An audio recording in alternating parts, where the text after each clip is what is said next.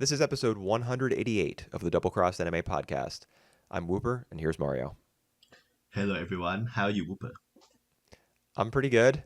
I just finished watching a sad anime film that we'll discuss shortly, so I feel a little blue, but other than Mm, that, I'm great. It's Thanksgiving break right now for me.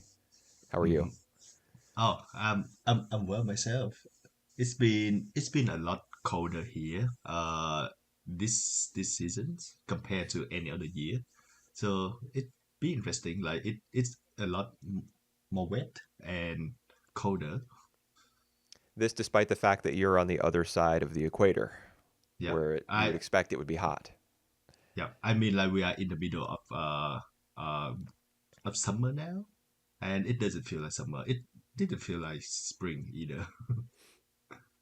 Well, I mean, that's living in such you know, a hot place. That's probably a welcome change, I'd have to guess.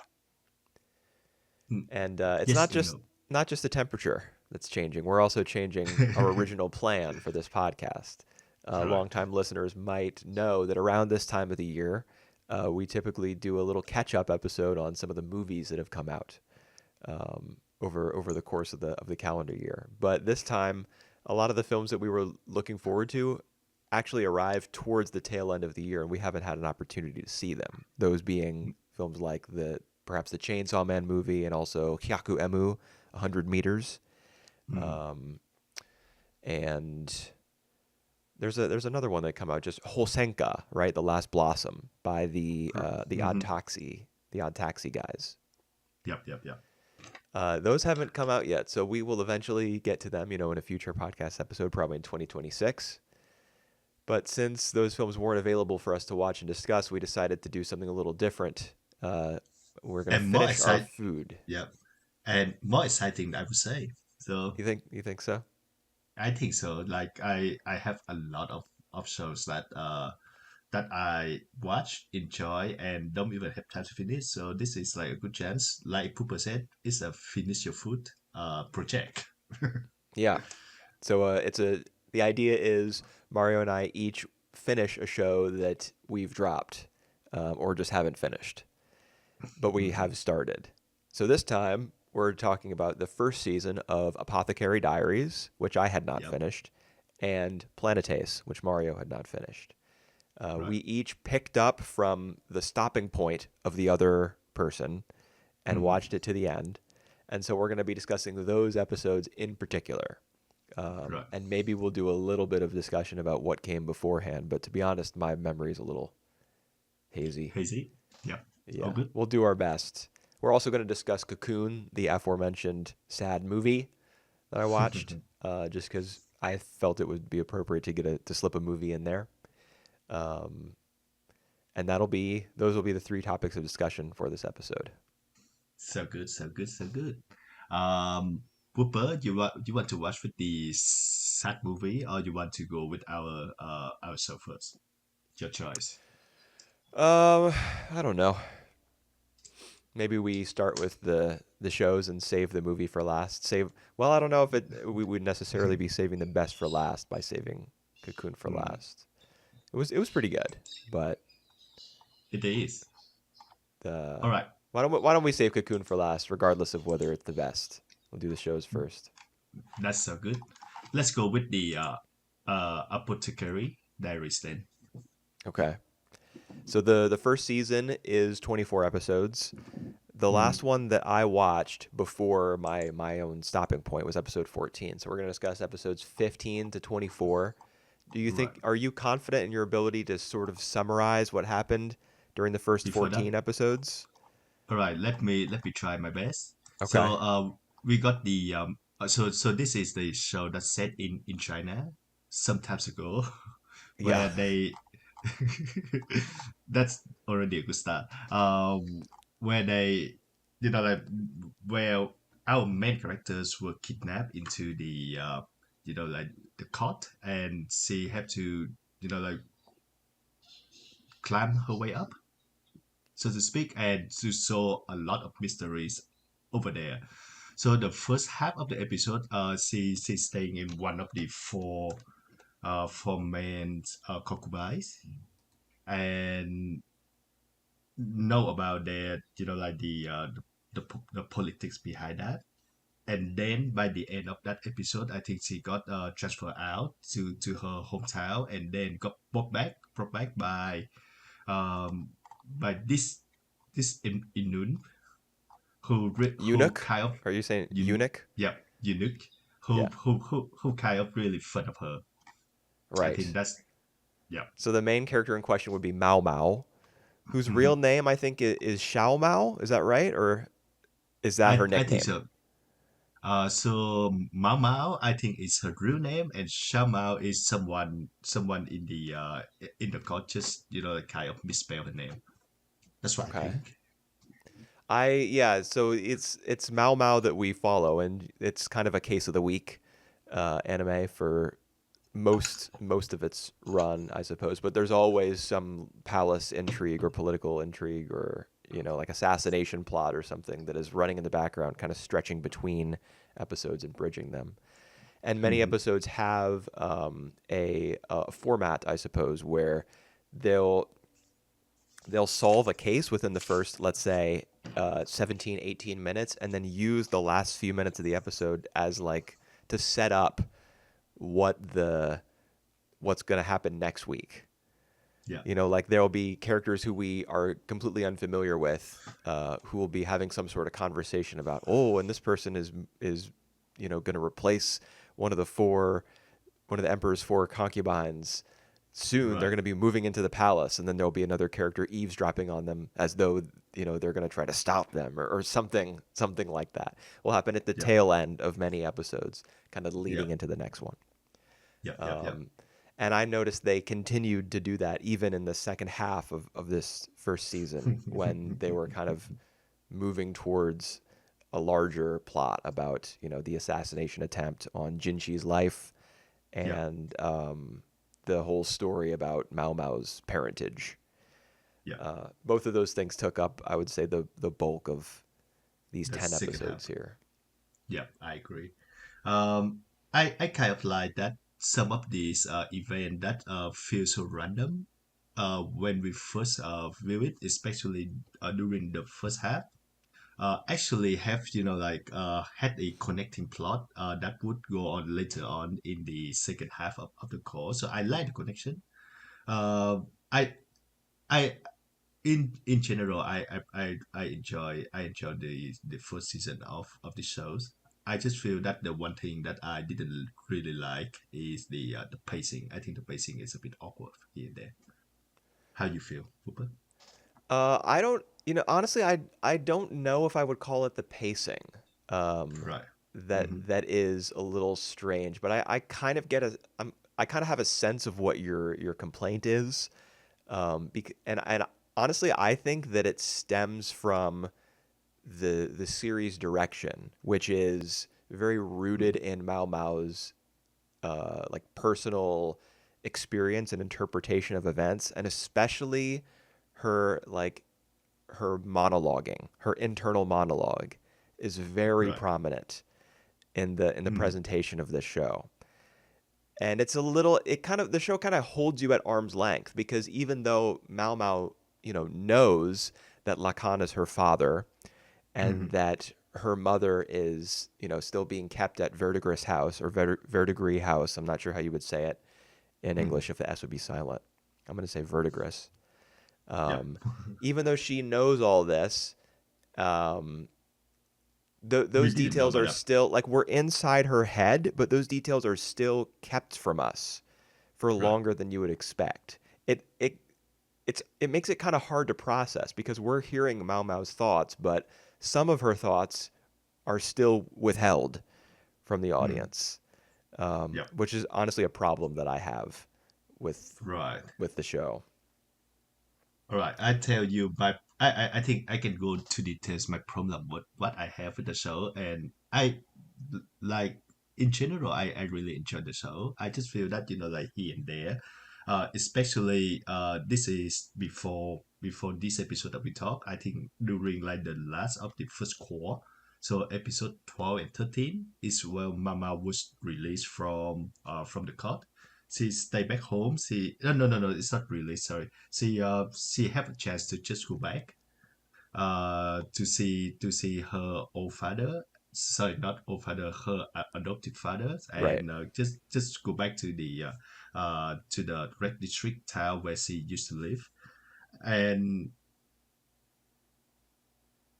oh, was released back because she was like have nothing to do, and then Shinji the one who had to buy her back. And these two episodes was feel really weird to me. You know, like it just we know that she would go back to the court any times, and it just framed in a way that, you know, yeah, I just feel the two episode was a little bit, you know, uh very off for me. Well, I mean, they kind of break the formula, I suppose, because she's no longer hanging around. Where does she live originally? Is it the inner palace, the rear palace? Uh, Originally, she takes up. Well, no, I'm not talking about like where she was before she got kidnapped and all that. And right? actually, side note, wasn't there some twist about her kidnapping? Wasn't it like No, she not that wasn't I'm aware of. actually? It wasn't a random kidnapping, right? It was prearranged somehow. No, it was a random. From what I understand, it's just a random things that happened to her, and she Don't got into. don't you think that Lacan would have orchestrated it, being her father Uh, and wanting to have a relationship with her? from what I understand, Lakan wasn't aware of her appearance until she show up in uh Shinji's side because it's near to him. Like before when she was in the inner court, which is like the four concubines where the four concubines stay, Right. he didn't aware of Mama was in there. Okay. So that's why I the whole first half we don't see Lakan at all. right. I just you know, of course, I the first 14 episodes I watched long ago, or rather Mm-hmm. the first 12 I watched long ago. The two that you were just expressing that you had an issue with, I saw Yeah, somewhat recently. right. Um, but I thought I remembered that there was some twist, like she was brought there for her skill as an apothecary and like her familiarity with poisons, especially. Mm. And it wasn't it wasn't simple chance that brought her in contact with Jinshi. I But I don't know, right. maybe it was.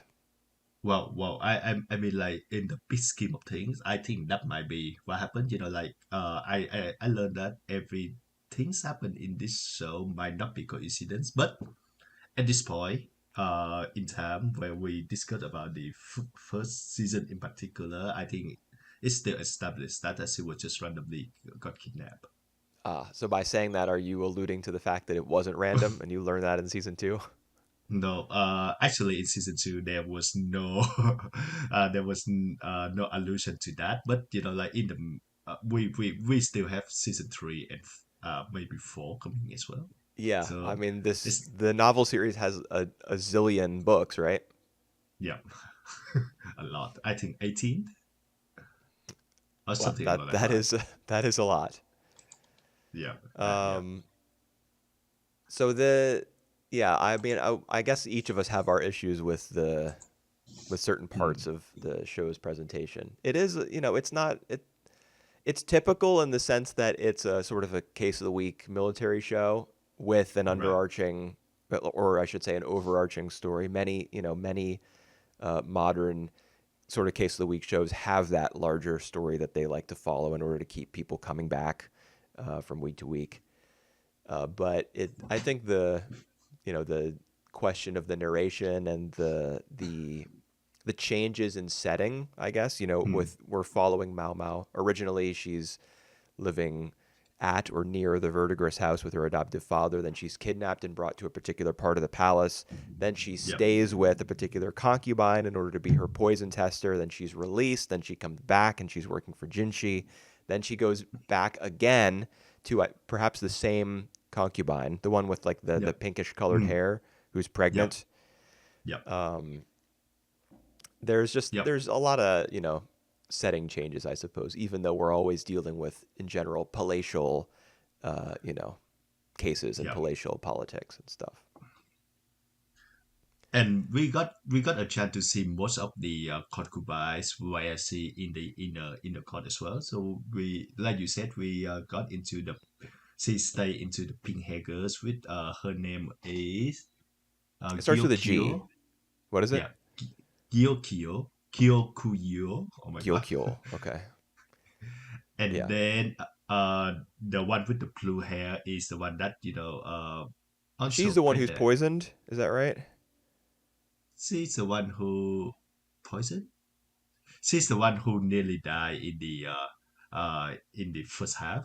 So I think you might not remember that, but she I do also remember got that she was sick. I thought maybe poison had yeah, something to do with it, but maybe not.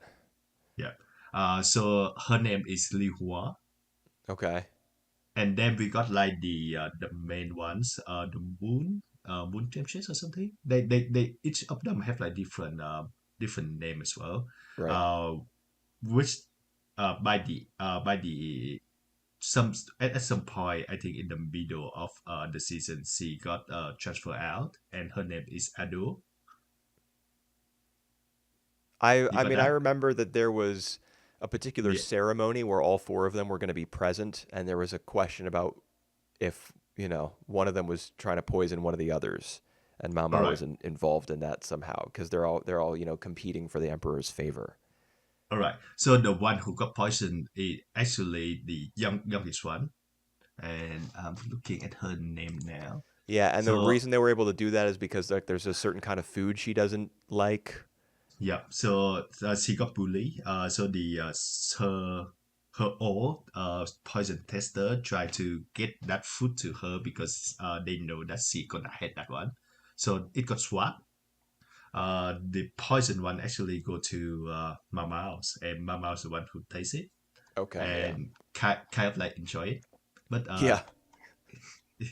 yeah, that's weird. In any case, so that's the original four, and then Adele got transferred out in place for the new one who came in. Yes. Uh, the new one is Lola. Yes, and We did we see her in the second half of this first season, but yeah she doesn't really contribute evolve. much to the plot. But I could tell based on a scene from the final episode of this first season, episode 24. Mhm. Uh, Mao Mao is walking with Basem, one of those blue robed guys. He's Gao Shun's son, Right. um, Yeah. and and he's like, there's the the new concubine together with her like her ambitious father or whatever, Hmm. and then they Yeah. just kind of leave that hanging. So obviously, they're the two of them are probably going to be like an antagonistic duo, or at least one of them is going to be some sort of villain in season two. Right. Yeah. Yeah. That's gonna take a lot of season two. Hint hint. Okay.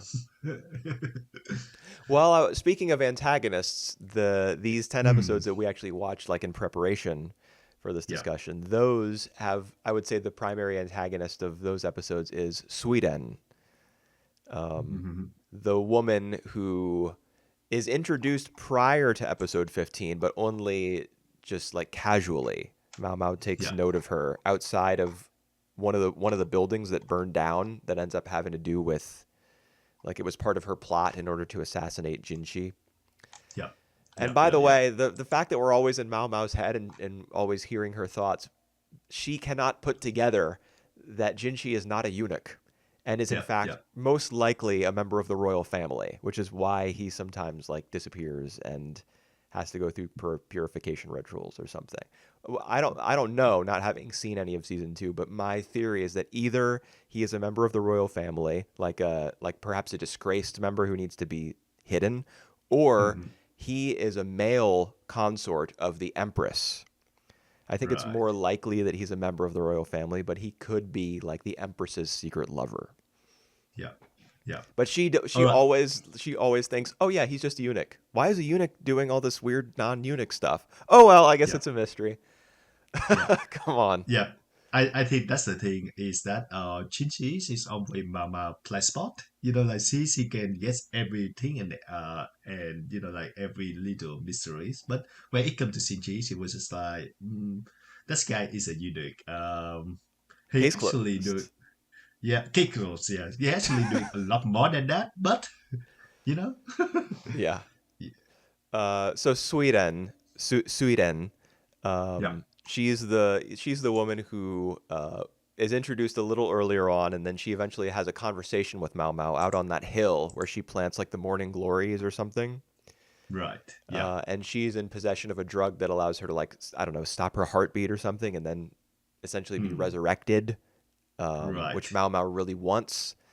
But Yeah. Sweden is, despite having orchestrated all these crazy, coincidences that actually lead to an attempt on Jinshi's life, with that big metal bar that falls from the ceiling because certain people were like not working at their jobs and weren't able to make sure it was secure. Um, Yeah. which I, yeah, I yeah. I don't know I how don't. exactly that was supposed Yeah. to Yeah. all I don't fall know. together coincidentally to Fall together. Hey. Yeah. yeah. Whoops. Yeah. Well, I just kind of like amazed how like mouse can guess like that particular way of thinking. Like it just feel like a reach sometimes, but Yeah, it is like like the way. superhuman. It's Sherlock Holmes type stuff.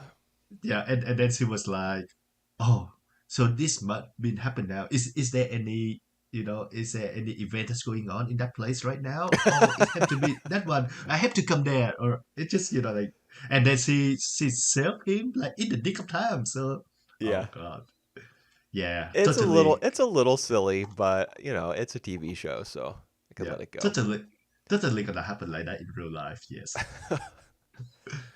um I mean, my Is big thing is there? the fact that he was there in the palace. They say the palace's name or the building's name. It's the altar of the sapphire sky. And he's there undergoing some sort of purification ritual or something. So she sees him there, Right. and like saves his life. And then in the aftermath of that, she doesn't. She questions like why was he there, but then she just lets it go. Hmm. Um, Yeah. it doesn't seem Or like that doesn't seem particularly in character for her. You would think that she would dig into it a little bit, but she yeah. doesn't because they're Talk saving that for a later season, I guess.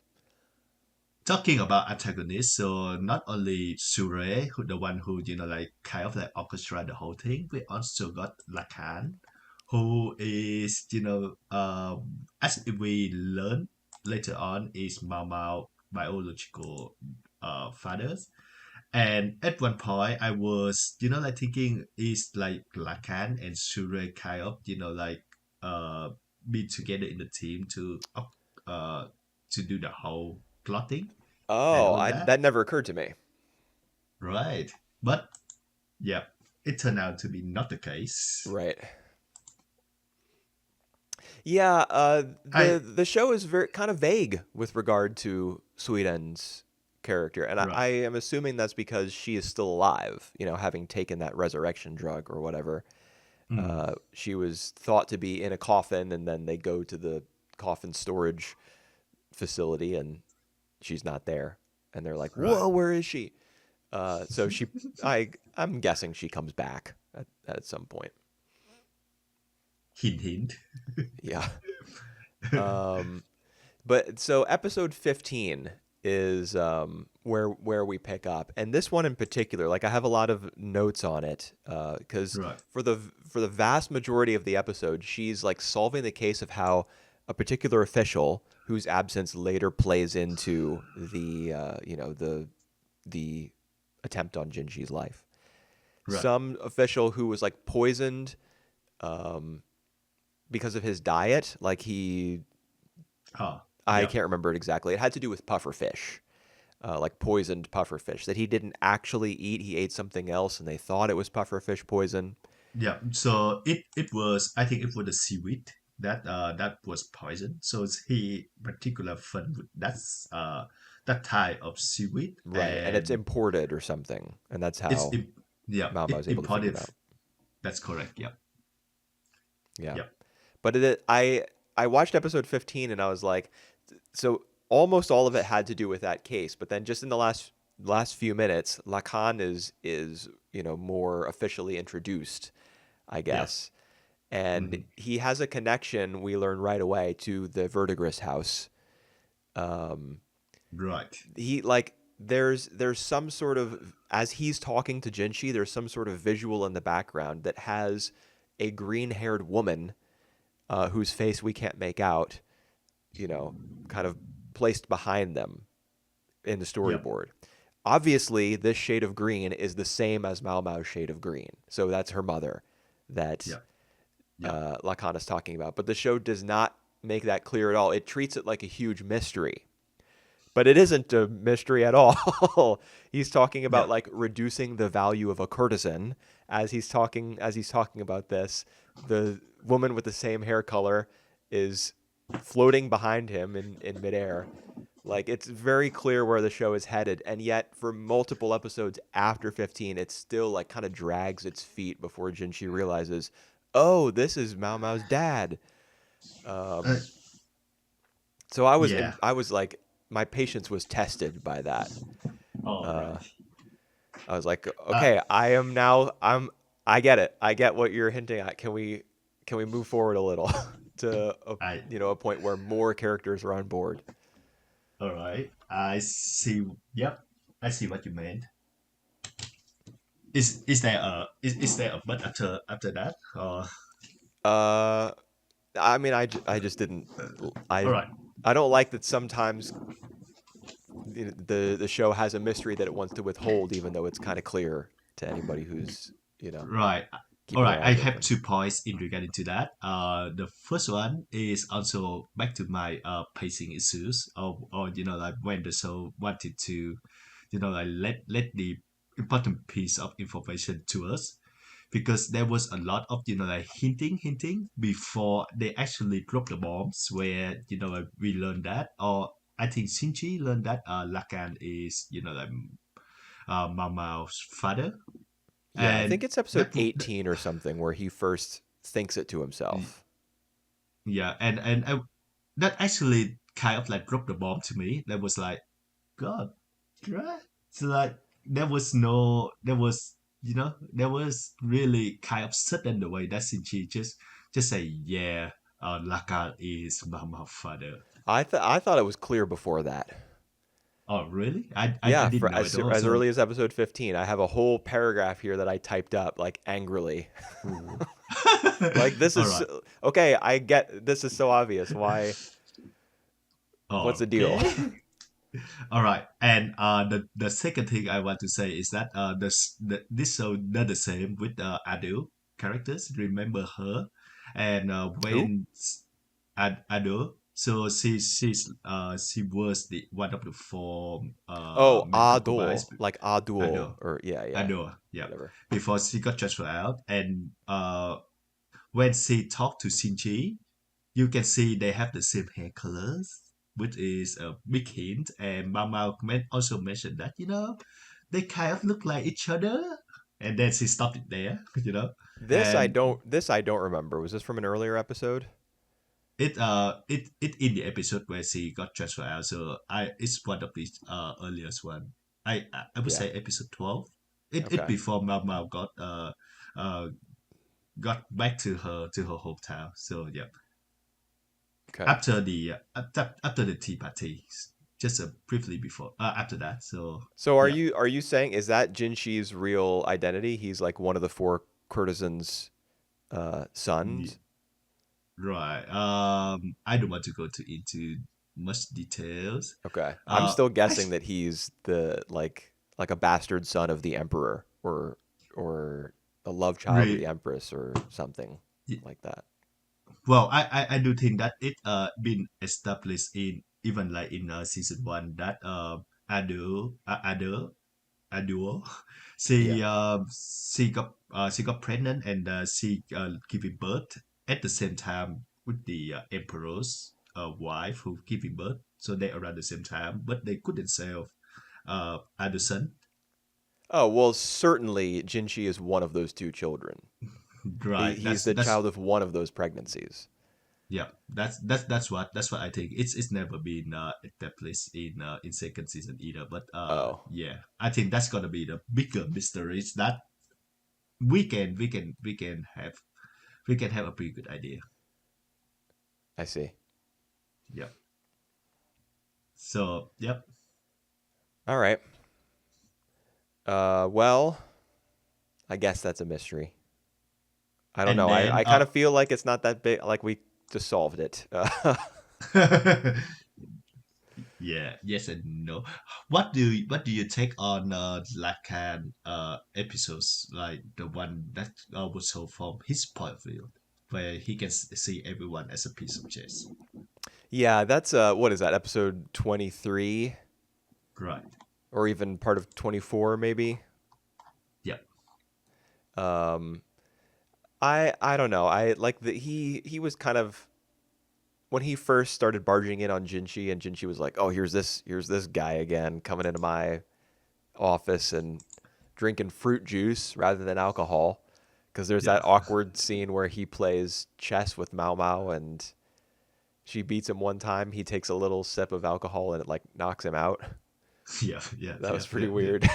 I mean, I'm not a drinker, but anytime that I have had like a let's say a shot of alcohol or a glass of whatever, uh, Him. it doesn't immediately make me faint. Yeah. Well. uh, but yeah, his whole thing where he only sees people as chess pieces, and I don't know. I thought it was fine. I thought it was fine. I did think that his reaction to receiving that message from Feng Xian, the Mao Mao's mother and the courtesan that he was in love with, or Oh. Yeah. not necessarily in love with, I guess, but you know, was drawn to because of her strategic brain, like she was good at games and everything. The scene where he like runs to Verdigris' house in the rain, uh, Hmm. because he receives the finger in the mail. Um, Yeah. I was it that just startled me. Like this whole time he was kind of aloof about their relationship, and then all of a sudden he gets this letter, and he's like, ah, ah, I Yeah. gotta run there in the rain. Um, Yeah. I don't know. I didn't particularly like that story. It was okay Right. though. It was all right. Hmm. Um, one thing that I thought was jarring was that when he first, I started talking earlier about the fact that he was barging in on Jinchi and like Hmm. Hmm. alluding to the fact that this is how you reduce a courtesan's value. Right. Right. He was kind of framed as like an evil man. Right. Um, Right. like that perhaps this woman with the green hair that he was alluding to, how you reduce a courtesan's value. At first, like I thought rape, Right. um, rather Hmm. than pregnancy. Of course, it became clear in the very next episode it was Yeah. pregnancy. He was the dad, etc. Um, but the fact that he is like so tricky and slippery, and there's that one scene where Jinshi talks to Mao Mao about Lacan, who wants to have an audience with her, and there's Right. like a split second shot, like a subliminal shot of her staring with Hmm. like a death Deadly stare eyes. Right. at Jinshi. It's like I thought, okay, so Lacan is like truly evil. Yeah. Yeah. If Mao Mao feels this way about him, but it turns out, oh, he's just a guy who, Yeah. was in love with a courtesan, and he didn't realize it until he lost what he had, and Right. felt like the show And backpedaled a little in his yeah. Yeah. Yeah. characterization. And I think Mama even have to explain herself to Shinji as well. Like, he's not a bad guy. Like when we learn about all that stuff, he just say, he's not that bad of a guy. I just don't like to see him. Does she really say something like that? She did say something like that. Uh, that's kind of well. Yeah. I mean, the show just wants to have its cake and eat it too, right? It just wants to make him into like an evil mastermind, but then have him Right. be Mao Mao's like quirky dad who is kind of hanging around in the background as well. Yeah. Yeah. Yeah. I I I I I mean, honestly, it did rub me the wrong way, but it wasn't the worst thing in the world. right. Yeah. I think that's what happened with like the way that the show tried to frame the enemies, the antagonists for like so they try to frame him frame him as badass, and then they just actually reveal that there's a hidden side of him that like, and he just like a love struck Romeo. Yeah, that's So the thing. yeah, Like he wasn't. It didn't seem to me like he was really in love with yeah, Feng yeah, Xian. But then, right, so he gets the thing in the mail, the finger, yep, yep, yep, yep, and okay, so what it that was Mao Mao's the tip of Mao Mao's finger, right? right, Because yep, there's moments in episode 24 where she says to Jinshi, "Did you know that if you cut off a baby's a bit of a baby's finger, it'll grow back?" Isn't that so yeah, funny? yeah, yeah, yeah. She I did say didn't that. get the sense from him, like the shot of him opening up that letter. I didn't get the sense that it was just the tip of a young Right. child's finger. It seemed bigger to me, but and moreover, I don't even know if that's true. If you cut off part Hmm. of a baby's finger, does it really grow back? Uh, And no how can she idea. remember that and have nightmares about it when Right. she was a baby? Like you don't form memories Well, as a young child. yeah. Well, they would have like instant flash some of the time, So it's depend on each person. I know I heard about one of my friend who can remember a moment where she was before 4 years old. Like some of these moments. So I think it Yeah, just depends on. yeah, yeah. I guess so. Um, yeah, All right. I don't know. I don't know what to say. Okay, Yeah. so he bought out Feng Xian, her Right. contract, right? He Yeah. bought her out, and so now what does that mean? Or is he going to be like He's living together with Mao Mao's mother now, or I don't know. We have the whole season 2 to find out.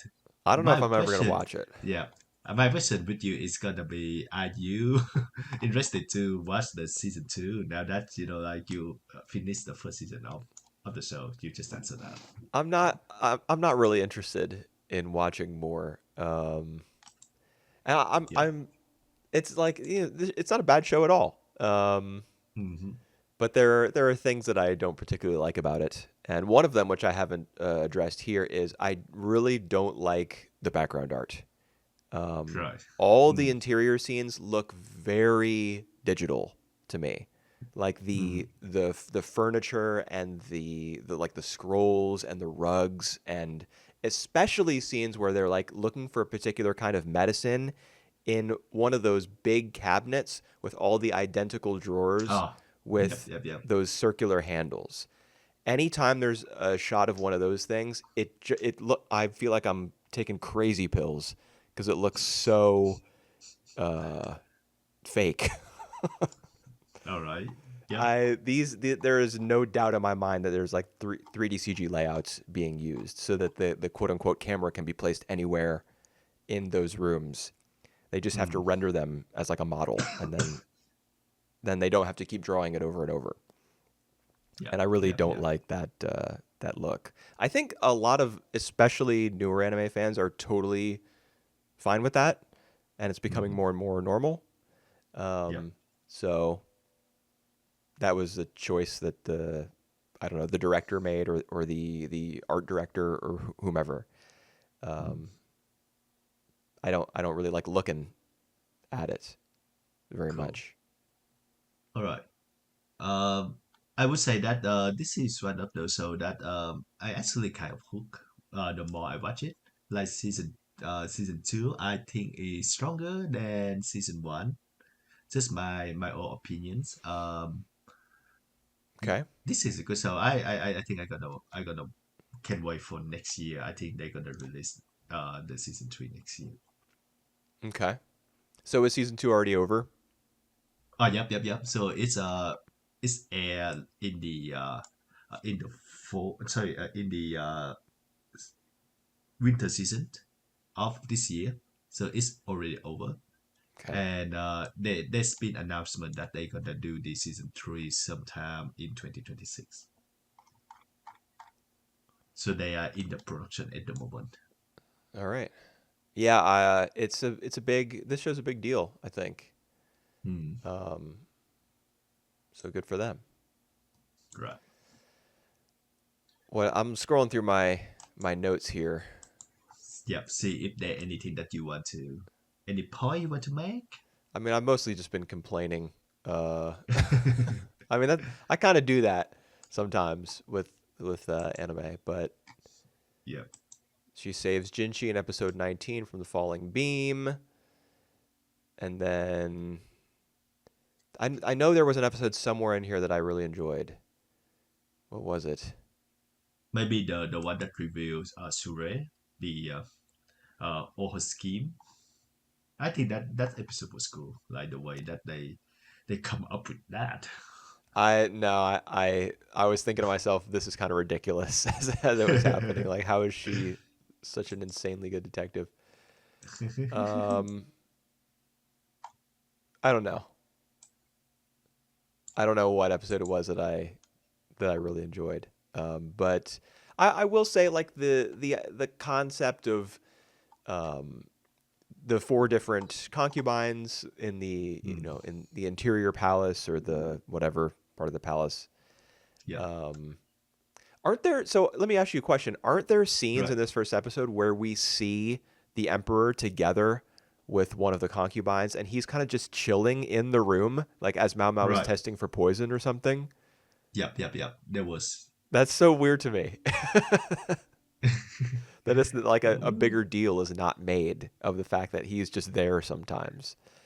I mean, Yeah. I guess it is his palace, so he's going to go wherever he wants. But Yep. I was It. kind of, I was like, what? I. I mean, like there are the four main concubines, right? And then there are so many others, like lesser known concubine where he spent a night with. But the gist of that is that like he had to spend the night with some of the girls, not has to, but it it's not uncommon to see him to spend the night with one of these concubines. Right. And in particular, there was I remember there was one where he stayed with the red hair girls, Gokuyo, and asked Mao Mao to go to Li Huang, the other concubine, to see her because she was sick. So yeah, Okay. I remember that. I do. I also remember a scene of him together with Gyokyo or whatever her name is, Yep. when her daughter was like, All right, right, right. Mao Mao was like playing with her with their daughter or Yeah. something, or like drawing pictures with an ink brush, and the daughter was like watching her or guessing what she was drawing or something along those lines, and she was already like speaking. She was Hmm. talking a little bit already. Yep, yep, yep. Um, and the emperor was just there, like, "Hey, what's up? This is my daughter. Isn't she cute? Oh, hey, Mao Mao, you're here too. What's up?" So casual, right? Yeah. Uh, Oh, boy. I mean, I think this show's very cool. I really Hmm. like the concept behind it. I like detective shows and mystery shows in concept. Many times I do have issues Hmm. with their storytelling, like in practice, but I think it's Hmm. cool. Mao Mao's like a really cool character type, Right. where she's very chill most of the time, but secretly she has like particular ambitions. Like she wants to get her hands on this mysterious medicine that can quote unquote bring people back from the dead, and Hmm. um, she's got this backstory that the show dives into over time, and there's the internal politics, and I don't know, I just think the Apothecary Diaries is a show that I'm glad it's successful and popular because I think it's really cool, but I Hmm. don't enjoy it very much. I see. I would say also that in season two, the plot got a bit darker as well. There's a particular plot thread that go a bit disturbing. So I would be interested to see, like just the general reaction to that. I don't Or know. even You say that, but I have a feeling that even in the midst of those dark moments or whatever, there are still going to be cutaways to Mao Mao being like, "Ooh, I want to eat some poison right now," and with with those like mm, colorful little yeah, backgrounds with the semicircle. Right. and the character like within this the lighter colored semicircle where they're doing a little chibi face, and I feel like Yeah. that's baked into the show. Yes. Yeah, it's very much like that. Yes. But well, 24 episodes is a good amount of time to get a sense of what a show's direction is, hmm, assuming it stays consistent from one year to another. yeah, yeah. All right. Uh, shall we get to another show, another good show, Planet Test? Yeah, I think we haven't even mentioned when we were introing this episode. There wasn't even a mention. Oh yes, I think I said Planetace, or you did. One of us did. You did, you did. Okay. All Uh, right. yeah. So last 7 episodes of Planetace. This was a show that the two of us watched on our own time as we were exploring different anime from the 2000s. Planetace was Yeah. one that I think both of us liked pretty well, Right. and so we got pretty far into it, but we did not watch episodes 20 to 26. But now we have. So what are Right. your opening thoughts? I would say that it is like one of these so called classics, like that every anime fan should check out. I It have agree. a I could not agree more. Wow. I just think that it have a very interesting concept. Like the very first scene where we see, like a piece of the debris just crash into the ship and like uh cause the explosion. And then it established, like the team where they collect all of these, like trash in space. It's a very very interesting concept, and we get to see like the everyday life of how they how up there, like their normal duties. And then we get into the more personal stories of, even like in particular we see like the Yuri, who is like have her partner just like in the in that event. And then we got to know all of these team members. And then in particular in episode 20 to 26 we got like one continuous story. Yeah, uh pretty much. yeah. i I i know you I really like liked the Yuri episode. I remember that. I yeah. I agree. I I think it's a an individual masterpiece. Right. I do enjoy these individual stories compared to when it get into one big stories. But and in particular I really not enjoy Hachi. Hmm. Uh like his aim to, like just ignore, it's not everything, to just, like get what he want.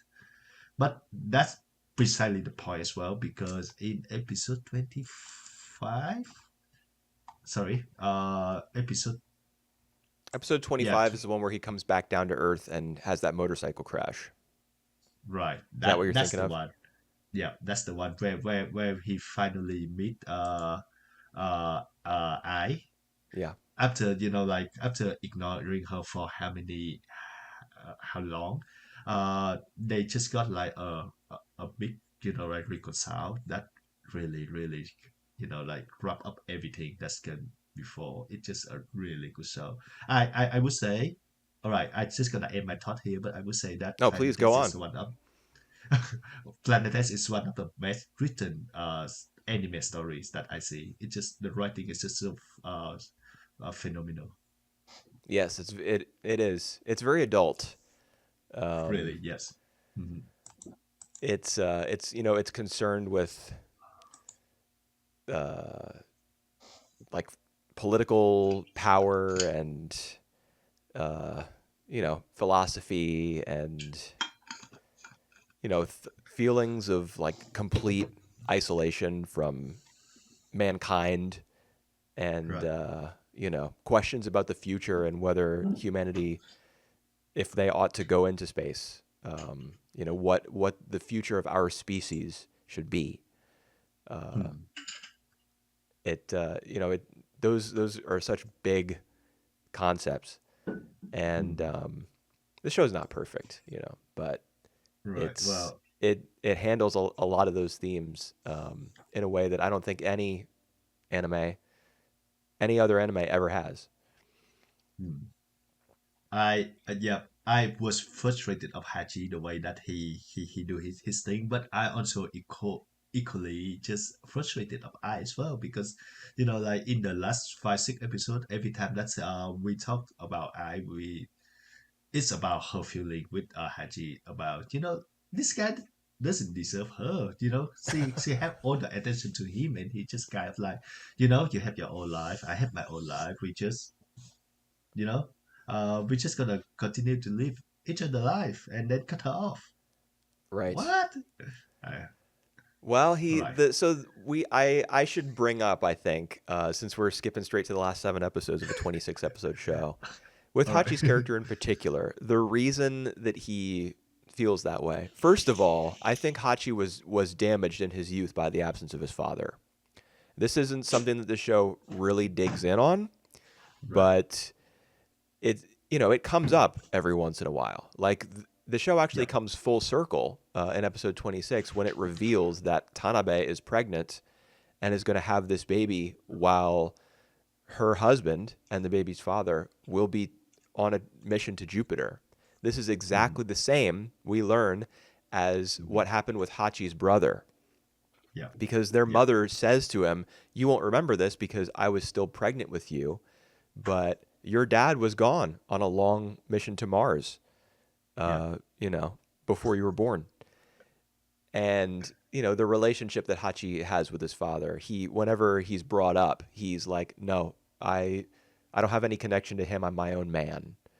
I Right. particularly remember him using that phrase in, let's see what episode it was. It was the one where they had the module test, where there were 4 astronauts put together in these individual modules, and they had Right. to like take Oh each yeah. other's Yeah. Yeah. vital signs, and they had to assemble a model of the tandem mirror engine that would power the Yeah. Von Braun on the Jupiter trip. Yeah. I believe this might have been episode 20 right away. Let's see. Right. 20 and 19. Yep. Right Well, away. we didn't rewatch 19 for this little I group, see. so let me see. I'm looking back through my notes It's here.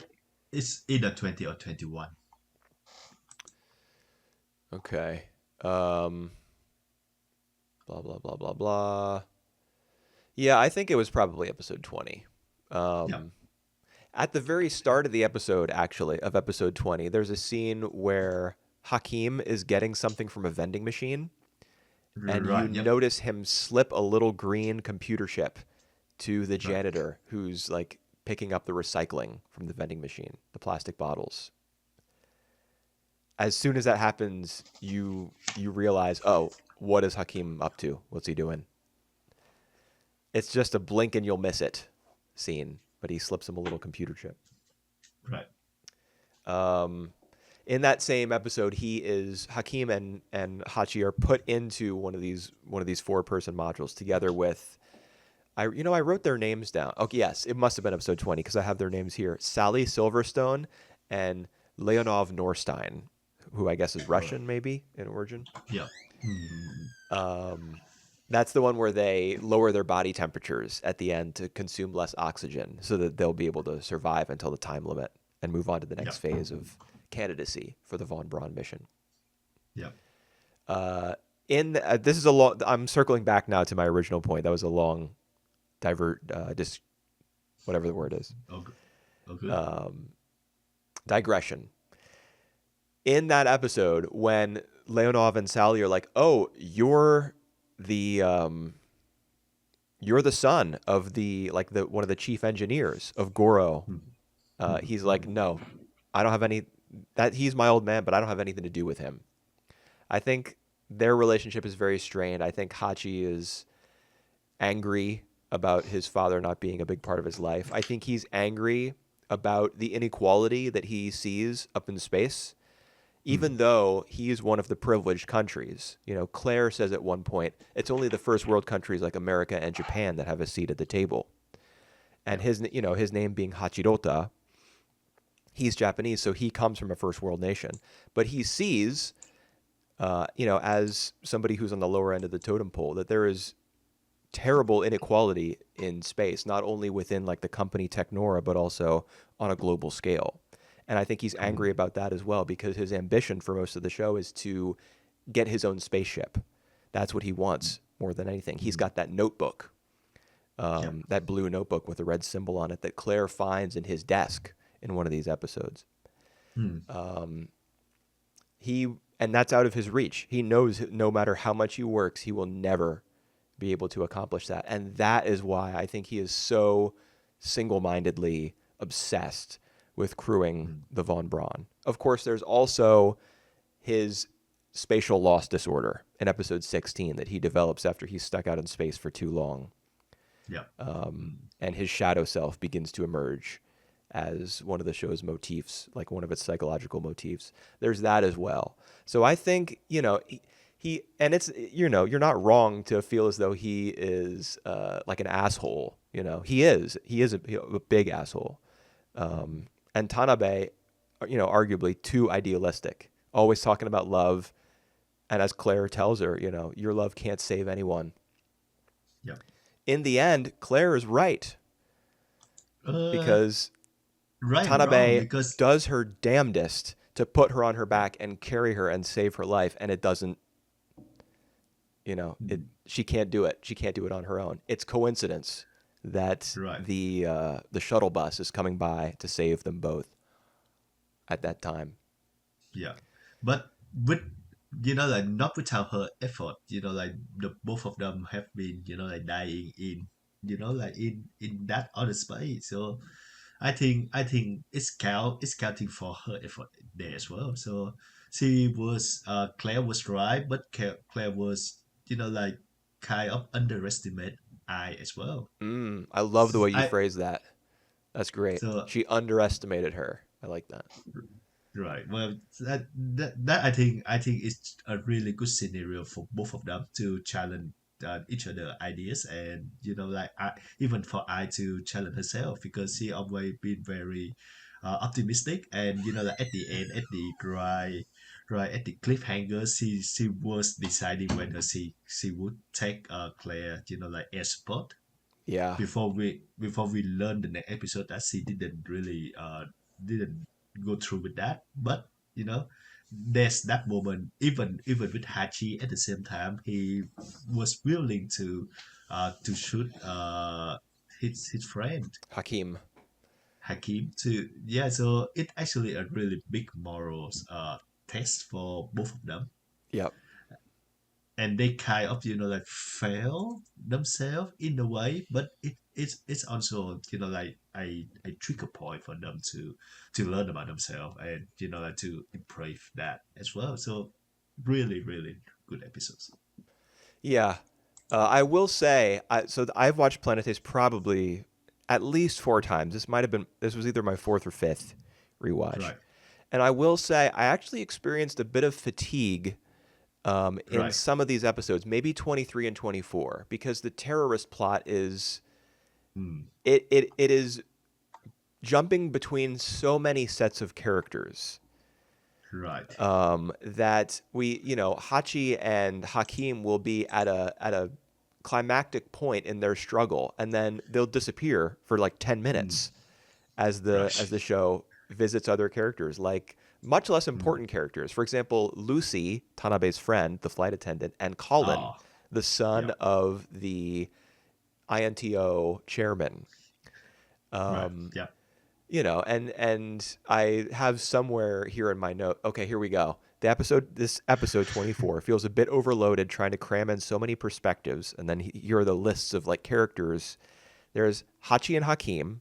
There's Fee Mm-hmm. and Yuri, who are, I Mm, think, piloting yep. the toy box in an effort to redirect the Von Braun Yep. so it doesn't crash onto the Sea of Tranquility City. There's Yep. Yep. Yep. Claire and Tanabe. There's Cheng Xin, who is doing something similar with Right. that older pilot.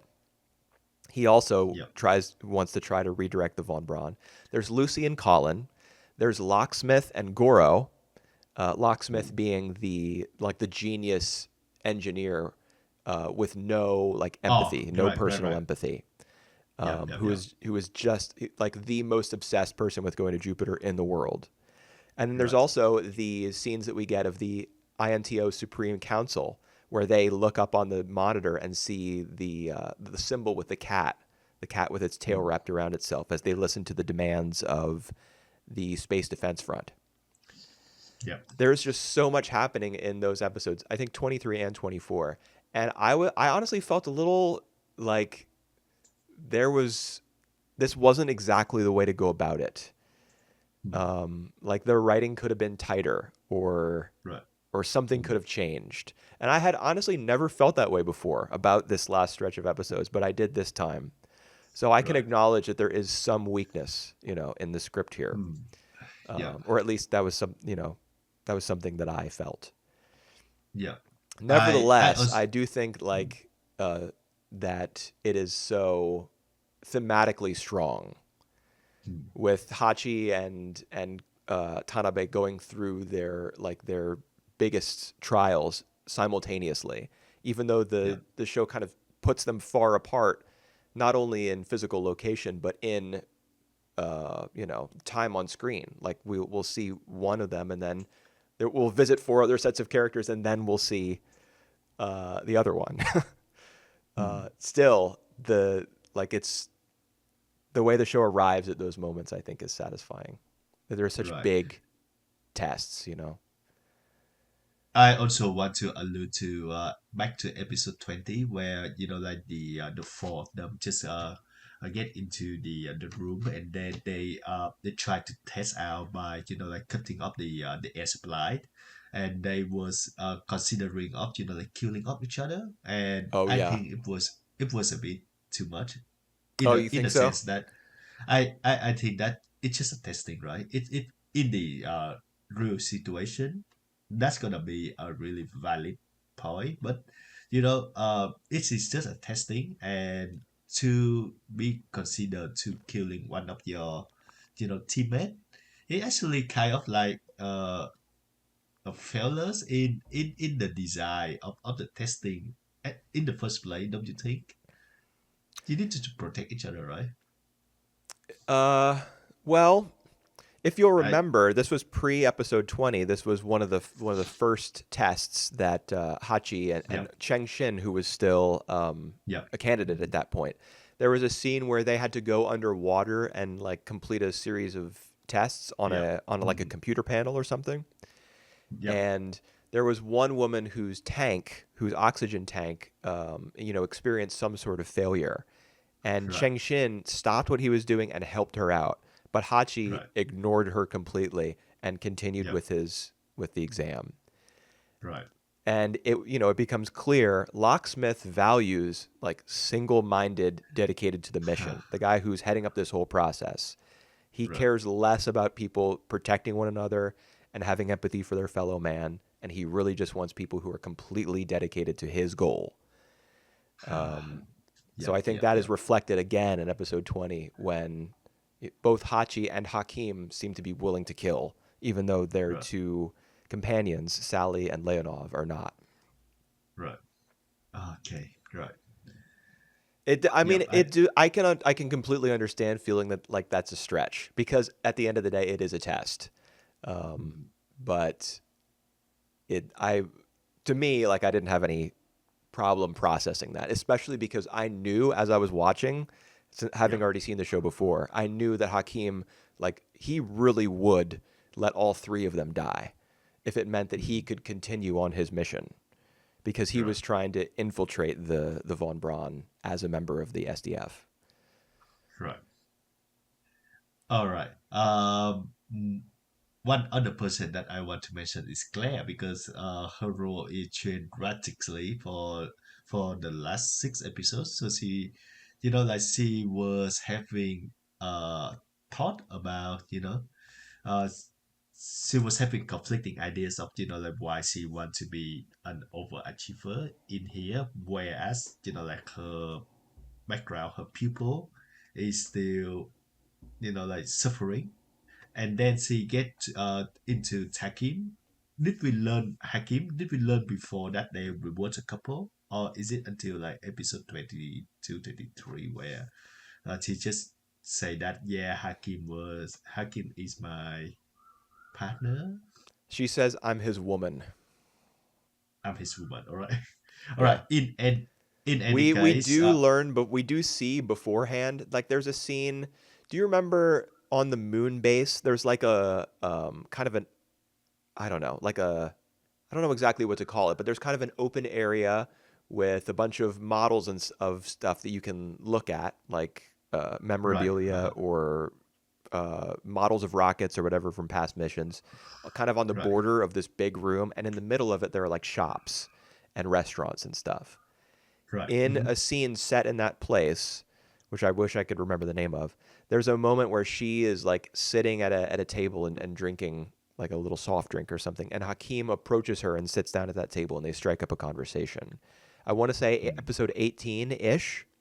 Right, right, This is right, where they're right, first brought into contact. There's, we don't see them making out or anything, but right. Mm. the seed is planted right there that Yeah, there is something is right. struck up between the two of them because he broaches the subject of like inequality in space, Mm. and this is at a point Mm. when she's already been demoted once before her second demotion to Yeah, debris section.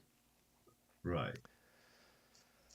So we actually don't see her spend a lot of time in the deep in the half section in the priest section, but we see her in the revolution where she tried where she basically a terrorist, and actually she will get shut down. Or at first I thought that she was gone, and I think Hakim would think so as well before Yeah, we when learn he's on that. the other end of the radio, you mean? Yep, yep, yep, yep, yep. Oh, that- so it's just her characters. I think she experienced a lot of like change in these 6 episodes, and in the end, where she like where she in jails for 10 years, I think. Yeah.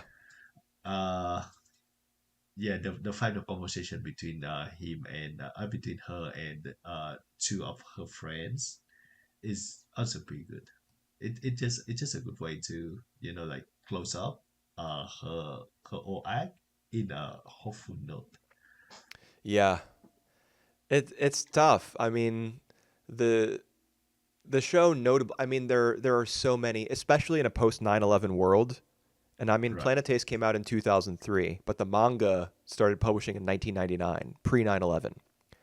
right. There are Mm, also differences between the manga and the anime.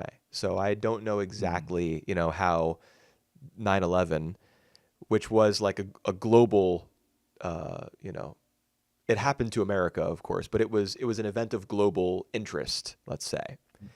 right. Um, the like media's tendency to like come down as hard as possible on people who would use like political terrorism as a Mm, means to an end right. became huge after 9/11. Like terrorists were always the bad guys in a Mm, whole bunch of stories. But interestingly, in Planetes, Claire mm, is mm, given a an optimistic final conversation with Hachi and Chengxin mm. when Yep. she gets out in 10 years. And I mean, they even say to her, man, 10 years was too harsh. It's not like the Von Braun actually crashed.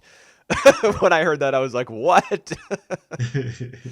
But it's interesting that those two characters, including the main character of the show, were so sympathetic to her. Yeah. And Yeah. despite the fact that she was a terrorist, and Hakim is still alive. In episode Mhm. 26, we see Hakim and Nono, Yeah. the Lunarian girl, Yeah. have that conversation on the surface of the moon, as the show brings Yeah. back that that motif of no borders. You can't see borders from space. Yeah.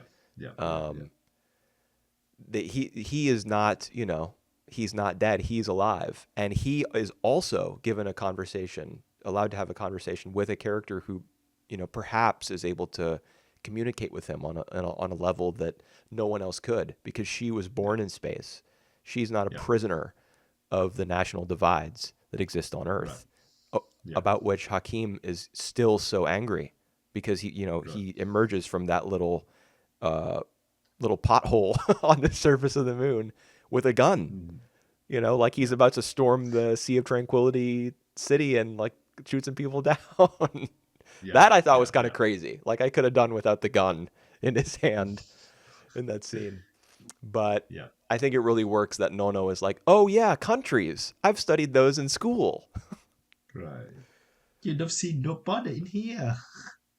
Yeah. Yeah, right. Yeah, I just thought that was noteworthy. Like Mm, Claire and Hakim plotted to kill as many as 120,000 people by bringing down a massive rocket onto the moon's most populated city. But the yeah, show understands the source of their anger. mm, Um, yeah, you know, that their people have been left behind by a global capitalist system. Uh, yeah, I really don't. I can't think of any other anime that are like so yeah, understanding of the plight of the less fortunate. You know, people who've yeah, been left behind by it seems almost all of the human race.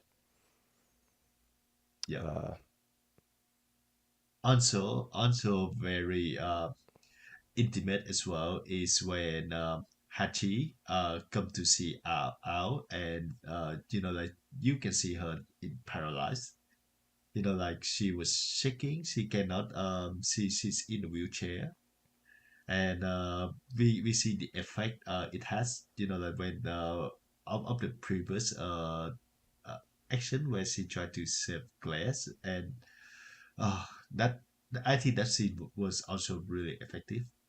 I are just you think talking that about the scene where they run like encounter each other by the roadside in episode 25, or is this in episode 26? it it's the one in 25 where Okay, he where Hachi crashes, and like he learned about the himself in the universe stuff, right. uh where Yeah. and yeah, and where he see out, and I'm just very paralyzed, so very still affected by the event of the episode 24. Yeah. She's in a wheelchair and her She in the hand, yeah. wheelchair, And and she he sees that her, yeah, yeah, like you said, her hands are shaking. When he oh, hands her will, right? Because right, there was a certain point where he had a break in his testing. This was before the terrorist attack, I think.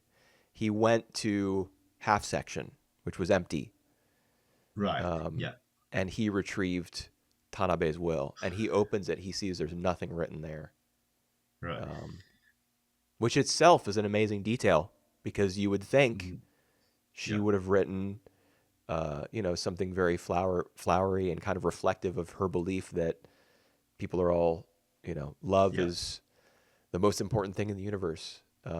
mm, I think she mm, explains to him that she did write a proper will, but they made her right, it wasn't like financially specific, so they made her rewrite it. yeah, And she wasn't able to write anything because this was after Hachi had broken up with her and mm, um, perhaps after her accident as well, after the right, yeah, paralysis. There may have even been a physical component to the fact that she wasn't able to write anything. If she was mm, already struggling with nerve damage at that time and it was her hands were jittery. yeah. So I think the show go easy to our main characters here, because I think these things that she experienced, some of the effect could be permanent. But Mm. as we learned in episode 26, she basically back to normal, happily with her newlywed, Hmm. and just see him off the space where while she is pregnant. So the happy ending all along. A bit too sweet of a happy ending, I You think. think so? I think so. Huh. I think Personally, if I there's just love it. well, I I would think that if there's something of a permanent effect to her, like if she still shaking when she do stuff, it would be more, realistic. Mm. But well, The fact that she's pregnant might make that a little bit too intense. right. Like But if let's there were risks to her child as a result of her condition, or if she couldn't become pregnant, or hmm, yeah. personally, I really like, you know, first of all, it's like an impossible coincidence that when Hachi emerges from the ocean, Right. Tanabe is Yeah. there. That doesn't make a lot of Right. sense. No. I really love everything about that scene, including the fact that they happen to find each other, because it kind Mm, of plays into Hachi's realization that everyone is mm, connected. right. Right. So I appreciate that, but of course, the odds were 1,000,000 to 1. Yeah. Um, but I just I think there's a nice balance of realism and idealism. Obviously, Mm, Tanabe represents Planete's idealism, and that yeah. of the author, Makoto, whatever his name is, the mangaka. Right. Yeah. Um, but there's plenty of realism to the show as well, not just in its like every day, like minute to minute depiction of this future 2075, but the fact that like for example, the SDF, the Space Defense Front, they are able to secure a a more even distribution of lunar resources because of this attack. You Mm, learn in the wake of the terrorist attack that INTO has not has agreed. They negotiated with terrorists. mhm, That's the big line from around the time of 9/11. George W. Bush, American president, saying we do not negotiate with terrorists. In mhm, Planetes, they did. Uh, mhm. that's why the Von Braun didn't crash, was because Right. they the terrorists got what they wanted. They had the bargaining chip of this gigantic spaceship uh, descending towards 100,000 plus people, and they when INTO agreed off camera to Mm, um, to distribute lunar resources based on population and not based on the contribution of member states to mm, INTO, first world countries essentially. That's how the crisis was averted. So that is an mm, extremely pragmatic and realistic plot development. mm, That these terrorists were only able to achieve their ends by holding hostage the lives of over 100,000 people. yeah. Yeah. And Tanabe was not able under her own power to save anyone with just Mm, the power of love. right. Um, Yeah. it's this the show definitely has a big heart, but Mm, it it's concerned, I think, with logic and pragmatism in its writing, in its outcomes for characters. yeah. It's And really tricky because I is so idealistic. And mhm, honestly, the philosophy that Hachi develops in the last two episodes as a result of his experience underwater with his motorcycle helmet on, so he's kind of sealed off in the way that you are in a spacesuit. yeah. Yeah. Yeah. Um, he that also I think reflects a deeper idealism within the show's philosophy, is that Mm, he now understands it's not just the cold vacuum of space that that makes up uh, that makes up space. mm, Planets, their atmospheres, the people living within them, the relationships that those people have with one another, those are also part of the galaxy. yeah. Um, so Yeah. I Well just put. I really have no issues Yeah. with Tanabe recovering. It Mm, She goes through physical therapy, but most of that, 99% of it, 99.5% of it is off screen. right. So that, perhaps if there were 27 episodes and we saw her struggle a little, that might have been Mm, cool. I don't know. yeah.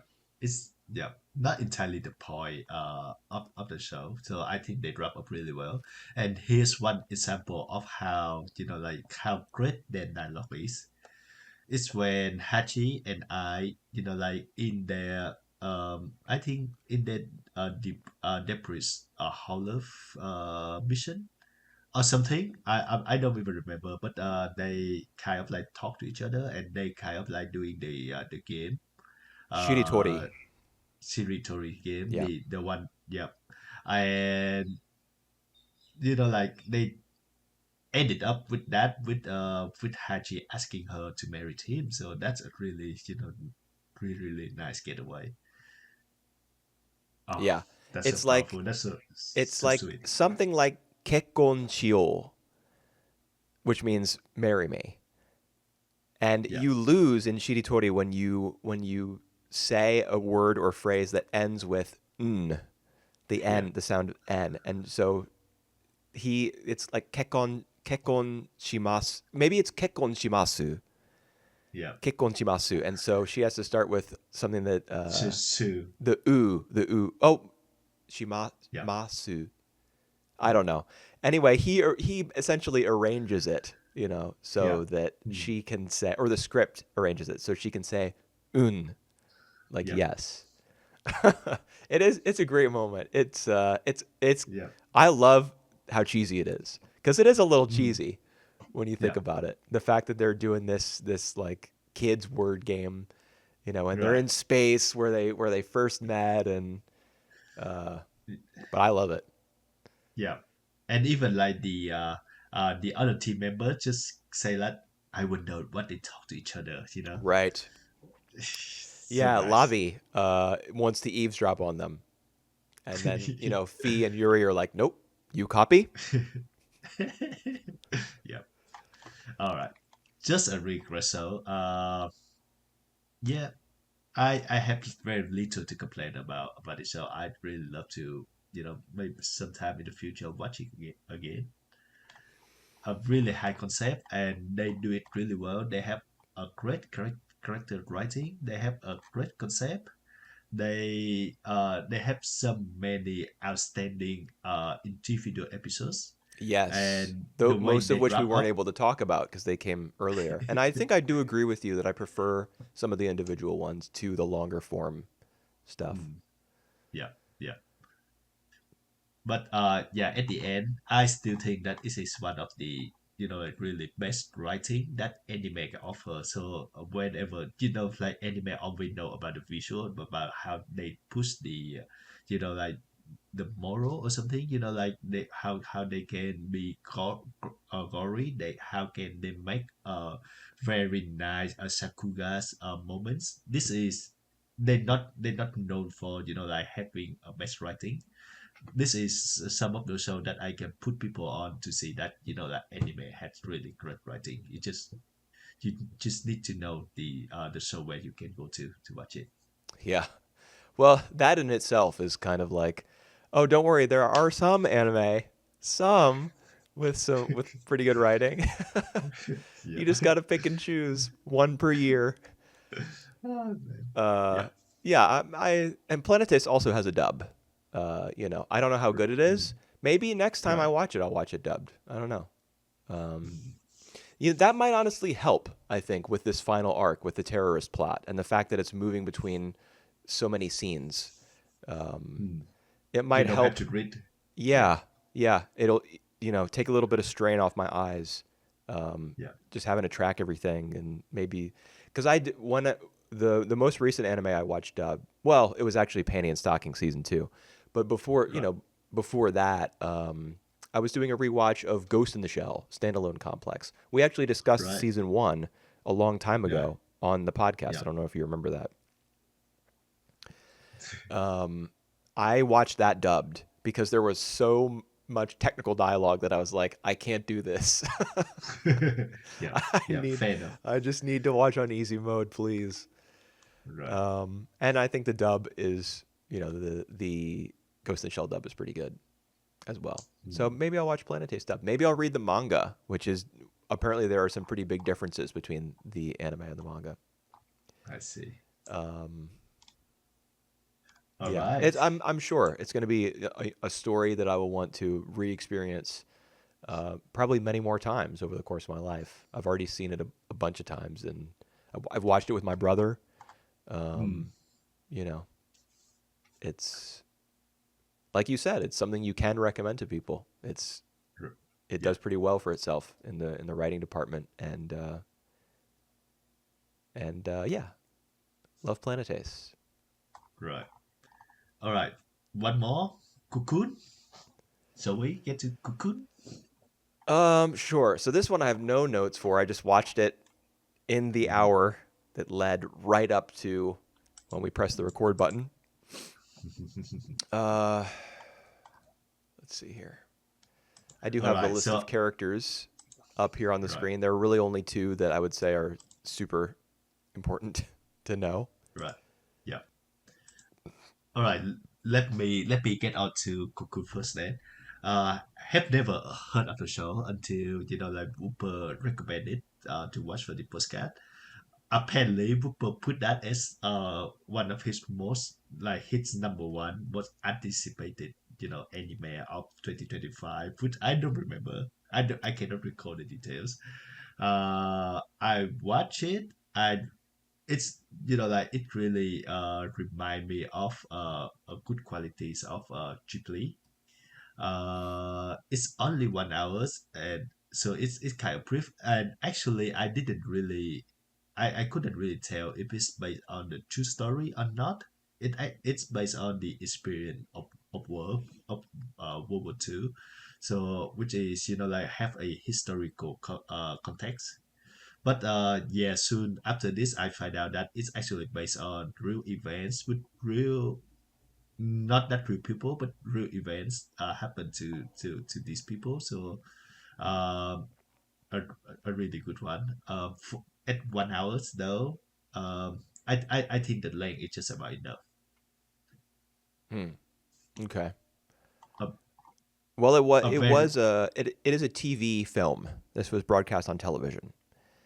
oh, I Um, see. Yep. so they perhaps 1 hour was all they were given, by whatever production, by Mhm. whatever station they were airing it on, or that's all that the production company was able to secure, or their sponsors Yep. only gave them enough for Mm. an hour, or however all that. I'm not completely, uh, you know, I don't know a lot about the business of anime. Right. Um, but the fact that it aired on television is surely part of the reason for its runtime. Not only that, but also the use of flowers um, to Yep. replace blood in many scenes, and the Yep. vagueness of the sexual assault scene. Right. Right. Yep. That happened twice. Oh my Well, the goodness. first time it was just like a soldier who he was calling out for his mother. I don't know if R- now, of course, Right. depending on whether you put a lot of stock in Sigmund Freud. Perhaps Yep. the first time when the girls were in the cave they were using as a hospital for wounded soldiers. Mm. Yep. There is a soldier who has kind of lost his mind, and Right. while calling out for his mother, does like grab onto the leg of the main character, Mm. San, and begins to kind of crawl on top of her in a way that you might expect would lead to, uh, you know, Sexual assault. yeah, sexual assault. The second time, there's a soldier who is they purposefully, I would argue, put like a headband or something around their Mm. eyes, Yep. and they're not wearing like a military uniform, Right. so that you don't know whether the person is American or Japanese. Right. Um, and that's Huh. when that's this is as they've already fled the cave, and many of their friends have been gunned down, presumably Right. by American troops. And there's a soldier who I guess sneaks up on them or catches up to them or something, and like grabs onto San. Mm. I think with the intent of raping her, Right. and then the show cuts away. The film cuts away Mm. to like a like a kind of a flowery meadow with a sky that's a little bit like shimmering as though they're underwater, um, and many of San's friends are there as though they've died. Mm. Mm. But this is before isn't that scene before they meet all the girls on the beach? All the All girls right. who have the grenade and are intending to commit mass suicide. Good question. Let me think. Oh, is it before or after? That actually seems pretty important, so I could pull it up real quick, Yeah, and it let's do won't take that. me long to figure it out. All right, I'm now scrolling through, and I see here now I've reached the scene where Mayu, the other principal character, San's friend, Right. is like Yep. choking the life out of this Yep. Yep. soldier Yep. who had, attempted to rape um, San. Now, if I fast forward a little bit, then I reach the scene where Mayu and San reunite with many of I the see. girls on the beach. So it's Right. So interesting to that. me that the way that that scene, that like kind of dream sequence or whatever it uh, Mhm. is framed, it kind of gave me the idea that like the characters were had entered the afterlife, Mhm. or and that like San was on the brink of joining them in death, Right. but she chose to follow Mayu instead. But I guess it wasn't so direct because they do reunite with some of the girls later on the beach. Anyway, that was kind of jumping into some of the film's heaviest moments, but it is an hour long and there's gentler stuff at the start. Yeah, that's correct. We also mentioned before the podcast that this actually is the first part of the mangaka trilogy about the of manga about the world. So this is the first. Yeah. So it's gonna be interesting to see like the other two if they come out and when they come out if they have like the same kind of story of this one. Yeah, I wasn't aware. I mean, of course, I knew Cocoon was based on a manga before watching it and everything, but I hadn't looked into the what would you say the mangaka's bibliography. Yeah. Um, Mm, but yeah, Mario put me on game, as the kids say, before we started recording. And yeah, she's not only has she written a trilogy of war oriented, World War II oriented, perhaps works, but she's written a bunch of other stuff too. If you go to her My Anime List page, yeah. and the name of the mangaka, I guess we should mention. Do you happen to have it up on screen? You can read it. Uh, yep. Hold on, I'm not. I'm looking at her name now. Sorry. Uh, Machiko Kyoko. It Machiko Kyo. yeah, there you go. Machiko Kyo. I yeah, so the other two works in the aforementioned trilogy have not been translated into English based on their very Mm, low quote unquote member counts on my anime list. If they had been yep. translated, more people would have like logged them, I suppose. Right. So yeah, the fact that you brought up that perhaps they would also be adapted in the future is very interesting to me. I don't know Mm, if that's something that Sasayuri, the anime studio of comprised largely of ex Ghibli artists, if that's something mm, they have in mind. I don't know. yeah. But I would surely be interested if they did. yeah. I also want to say that like by going uh to this film without knowing anything, actually do it, I benefit as well because I'm not sure what I gonna get. Mm. Uh, and it's turned out to be like a real life story of like a group of a, a group of girls, a group of students like in the girls school who actually get to help out with the world and kind of like get abandoned Yeah, in not just kind of. uh, They're yeah essentially left for dead, it right? just Like the woman yeah. who is And then leading this group of sorry, you go. no, I just want to No, mention you that go on. like yeah, they kind of like left there for them to decide, and then with the instruction, like if like they get chased up by the enemy, they just gonna uh kill themselves. It's just actually really, really dark stuff. Yeah. Um, one thing that I think I should mention is that I after I not after after I found out about this adaptation, I read some Mm. reviews of it. Not something I typically do, but Right. since I wasn't going to read the manga in advance, which I Mm. thought at one point I would, Yeah. I decided to read some reviews of the manga. Right. And there are some people who are not happy with this adaptation because the manga is apparently much more brutal Oh. and much more critical of Japan, Yeah.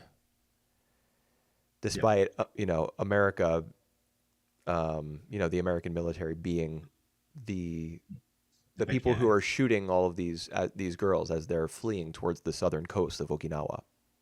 Yeah. Um, and there, Mm. of course, a historical event like this, um, there were some of these girls were raped. Some of Mm. them committed suicide. Some were probably shot, or some were shot. Uh, Right.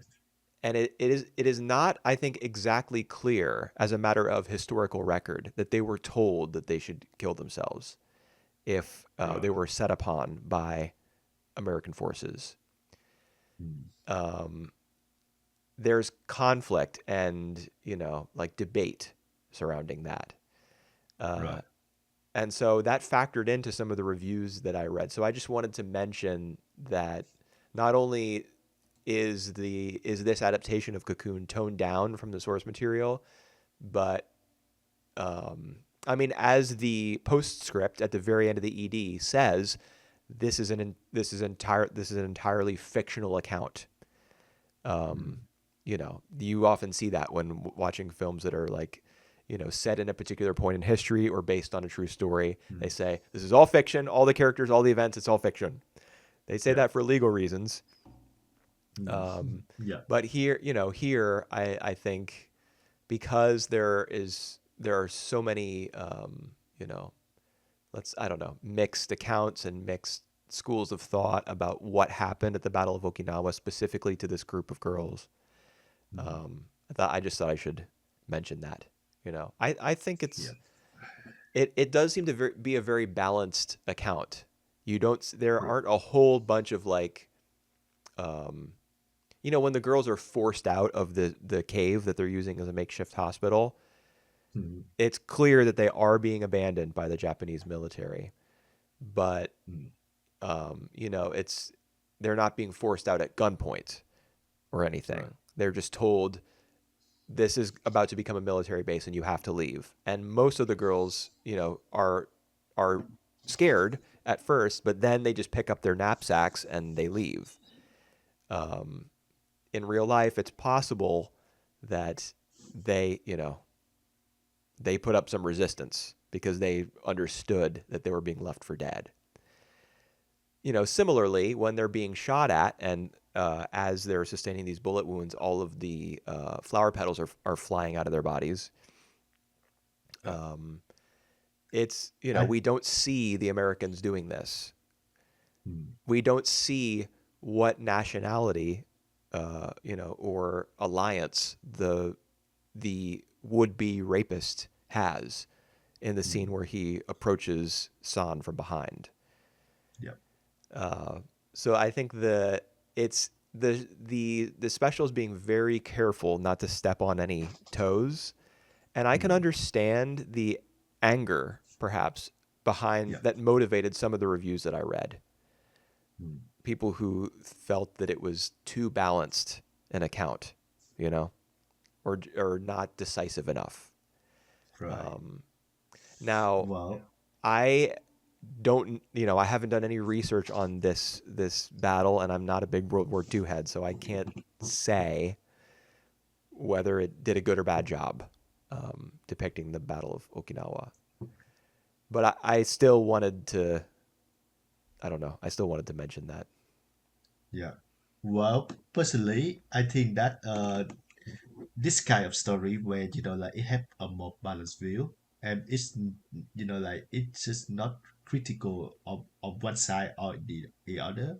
I think it's work for me as if you have like a very angry, like a very one-sided view of, like very critical view of the Japanese side, for example, it would be more, um I would say more extreme. So I actually like of this kind of interpretation. I actually feel that, like the main point is that we feel for these girls who, like who is a victim in general, who, like just get dropped into the world and who die visibly. We see all that, and I also feel that they make a statement at the end as well, where San she survived, she teach other young kids, and actually I think she got married to the American guy. I'm not sure about that details, but She I think how it's been what? hinted. Where is that Use hinted at? All right, so the post credit scene, you see like there's one American guy, soldier, like just stand alongside with her when she, like when she give the other kids, like teaching the other kids. I I did see not catch that at particular one. all. Yeah, I particularly see one American guy. So What did he have the I same hair color as the soldier who she stood up yep. to? So he blonde for sure, that person. What? So I think that there's statement. Damn, that's a pretty like pro-America way to end things, I guess. And I All mean, right. there Japan has a pretty large right-wing, you know, Mhm. population. Like their new prime minister, for example, Right, right. Takaichi, Yeah, is has like denied Japanese war crimes and stuff. right. Uh, so I can I have to imagine if there were Japanese people, some of course Japan is not monolithic. It's a massive country. All sorts of schools of thought are present within its populace. But I have to Mm. imagine there were probably some viewers who are smarter than me and like you caught the fact that this character may, be in a relationship with or married to an American soldier, a soldier with light color, a person with light colored hair who may be the American soldier who she All right. met on the beach Um, at the end. There might have been some people who were pissed about all right. that. Wow. All right. The details are pretty vague. So it's kind of like what I see is what I interpret, but that's what Okay. that's all right. Wow. We can Yeah. check about that fact later Well, I on. mean that's a major failing on my part not to have caught that. But I Okay. think that the main point is that where everyone decided to, like to get suicide, she does his best, Sam does his best to just, like remain alive, because it's worth living for. I'm not sure about Mayu, because we don't get to see Mayu later on, like after she being in gets shot at. Well, you say she, All right, yep, but we learn right, Mayu is actually a yeah. boy. Who doesn't want to get enlisted? Right. Yeah. He's a draft dodger. He posed Yeah, as a woman in order not to have to fight. yeah, Um, and that's, I mean, boy, I am very blessed to have been born in a time, you know, yeah, when I I was too yeah. young to fight in, the Iraq war and in Afghanistan, Mhm. and I was too old to fight in most other, major American wars from the past, century or so. Like I was born All before right. Korea and Vietnam. Um, I was I was alive when the did I just say I was born before those wars? I was born after those Yeah, wars. yeah, Okay. yeah. uh, I I was too young to participate in the Gulf War. I was just born like at a perfect time, honestly, not to get my head blown off. in another country. Right. But is it voluntary though? Right. Yes, It's not. it is now. I mean, there was a draft. America did have a draft in for Right. Korea, and maybe for Vietnam as well. I'm not 100% sure about the Vietnam War, whether there was a Mm. draft or not. But Yeah. yes, Yeah. now there's no conscription. You volunteer. Yeah. Yeah. In any cases, though, I don't think these girls have a choice. They think that it's their duty to uh, to protect the countries, to do the best they can to help other countries. And yeah, There's a well, particular I exchange between Mayu and, or I'm sorry, between San and one of the other girls midway through the film. right, yeah, yeah, yeah. Like But you don't, but this yeah, country nurtured you. This country is the reason you're alive. So by supporting it, you're supporting yourself. yeah, Of course, that doesn't, and San pushes back against that line of thought. Like that doesn't really make sense. mm, Um, but you know, she's a character who struggles with voicing her thoughts and with self confidence, right. which I suppose could serve as a segue for us to talk about some of the earlier scenes, some of the lighter stuff where Yeah, her character is being established, yeah. like the bookmark, for example. That's Mm, uh, a visual motif that kind of runs throughout the film. She doesn't. There's a bookmark that she makes for Mayu, her friend, and she doesn't give it to him or her yeah, because another uh, group or another duo of their friends, the twins in the kind of orangish colored outfit, they also make a bookmark. mhm, mhm. All So right. I she, also, go ahead. yeah. All right. No, no, you go on. You go on. No, I Finish I that thought first. am trying to. I was trying to find like a stopping point for myself. All right. All right. I just gonna say that I really enjoy the directing of this show. I think there are really some neat scenes, like in particular the one that where San about to give Mayu a the present, and then we see like as one of their friends coming out to the cave and get bombed. It's all happened like in one scene, so it actually take us by surprise. And That's a good I think point. that's a really well done scenes.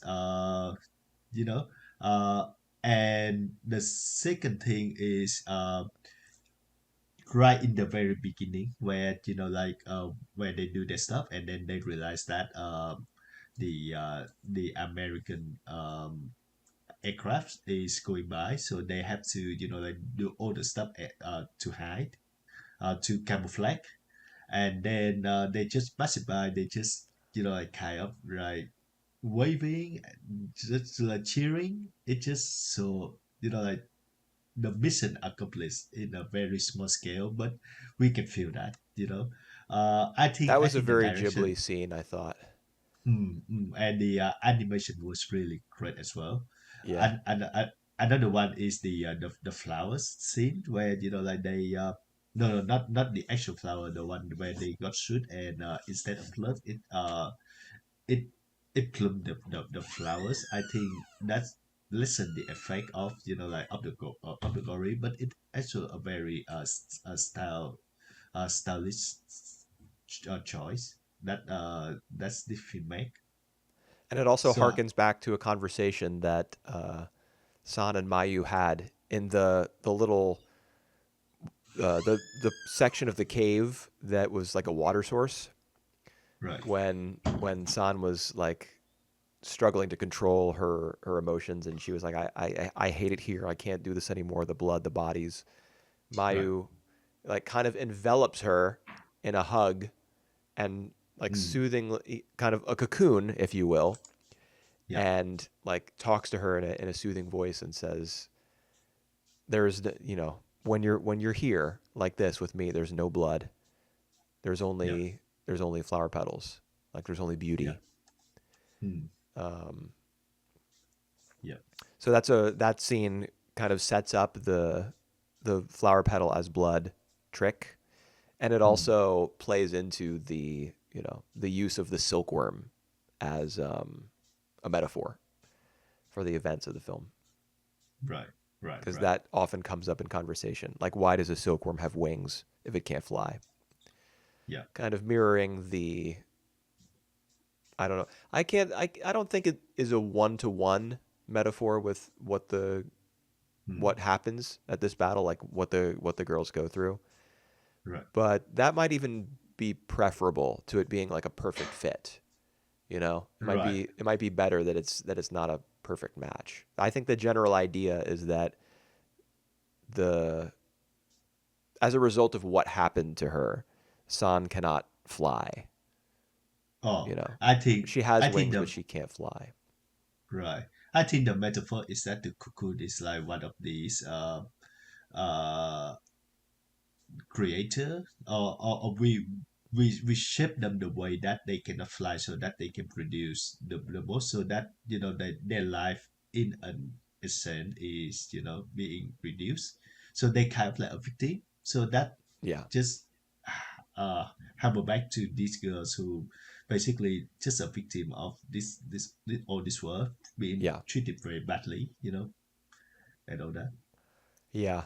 I mean, if the idea is that I mean, silkworms are boiled alive inside their cocoons. We learn. Right.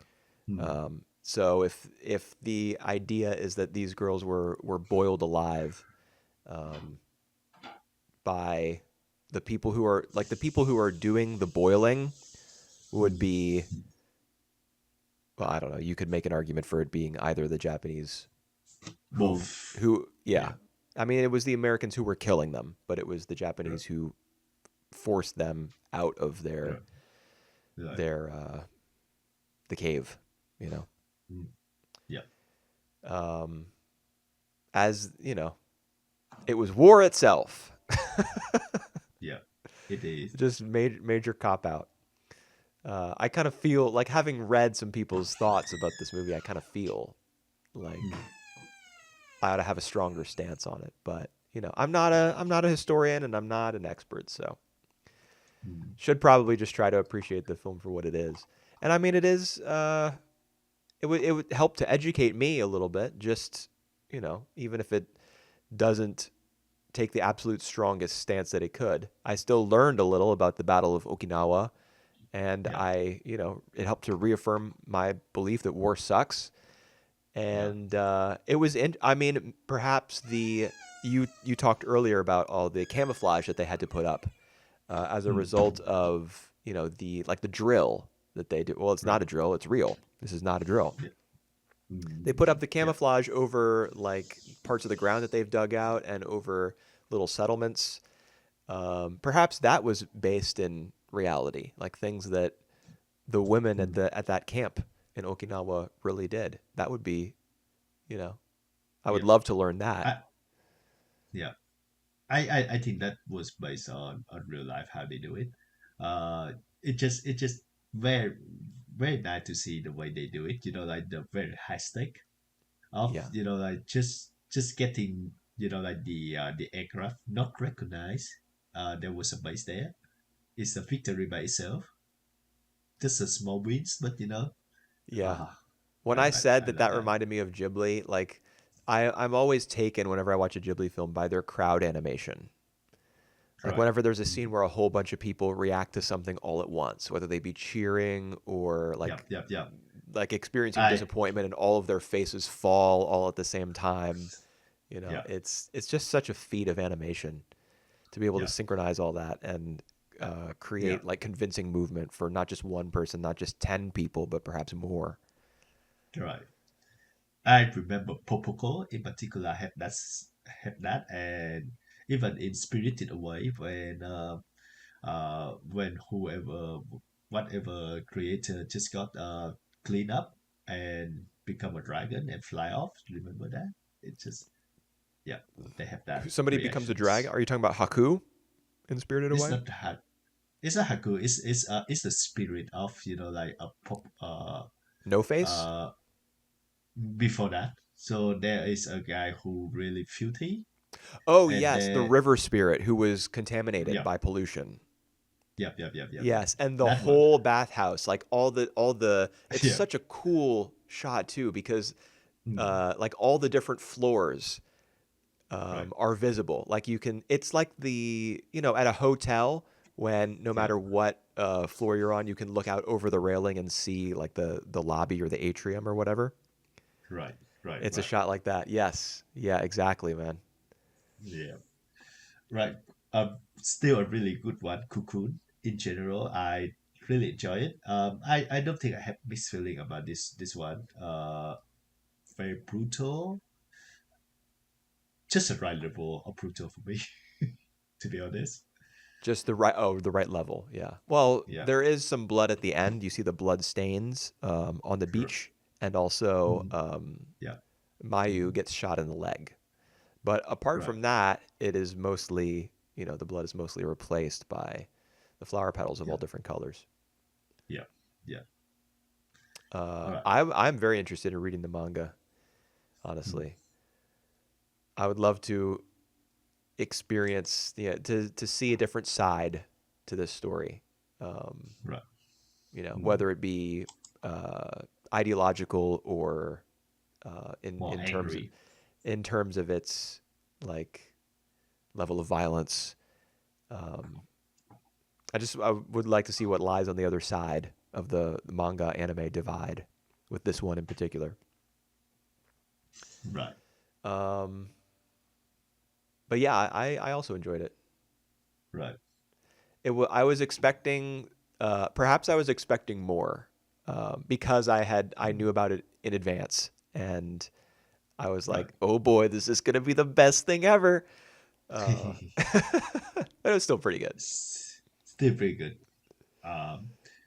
All right. Any closing thought on this one before we closing the episodes? Uh, I think we got all the important stuff, right? We covered the fact Yep. that San is now together with a blonde-haired man that I completely missed. Uh, yeah, no, I'm All good. right. I'm good. All right. The next time you're gonna hear from us is actually the very big one. It's gonna be the top 10 anime of this year 2025. So that's gonna come out in January. Yeah.